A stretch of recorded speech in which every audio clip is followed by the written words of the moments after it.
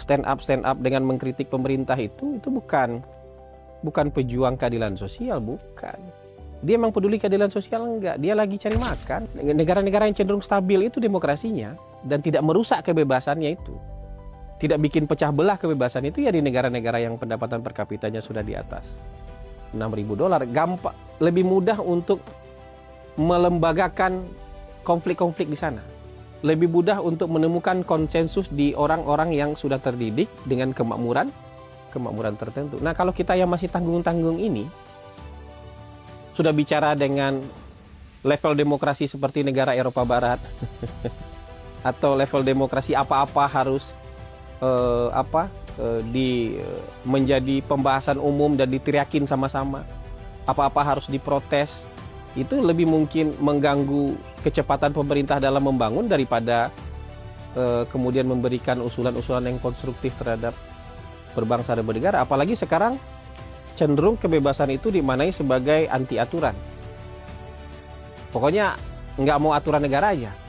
Dia merasa pejuang kalau dia ngelawan negara aja. Gitu. Padahal banyak orang sekarang yang tampil-tampil seperti pejuang itu sebenarnya bukan karena dia berjuang untuk demokrasi dan kebebasan. Tapi sebenarnya dia lagi cari makan, cuman angle cari makannya adalah melawan pemerintah. Angle cari makannya adalah melawan figur-figur tertentu di pemerintahan atau bekas di pemerintahan. Makanya saya bilang orang-orang yang misalnya stand up dengan mengkritik pemerintah itu bukan pejuang keadilan sosial, bukan. Dia emang peduli keadilan sosial enggak, dia lagi cari makan, bertahan hidup, tapi angle bertahan hidupnya adalah dengan cara mengkritik dan memaki pemerintah. Angle bertahan hidupnya mengkritik Pak Prabowo. Angle bertahan hidupnya supaya dapat exposure dan dapat mendukung adalah dengan mengkritik Pak Jokowi misalnya, atau mengkritik siapa lagi yang ada dalam pemerintahan. Kenapa? Captive marketnya ada, dan captive market ini yang terus dia monetisasi gitu.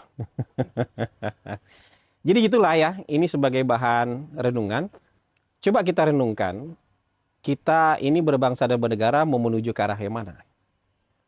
Tujuan kita tuh di ujung kemakmuran atau demokrasi. Demokrasi mau kita pakai sebagai pilihan hidup atau sebagai tujuan hidup. Kalau demokrasi mau kita pakai sebagai pilihan hidup, tapi tujuan kita di depan adalah kemakmuran, maka pandai-pandailah kita menggunakan pilihan dan alat hidup ini. Jangan digunakan suka-suka dan semau-maunya. Karena tujuan kita di depan adalah soal kemakmuran bersama.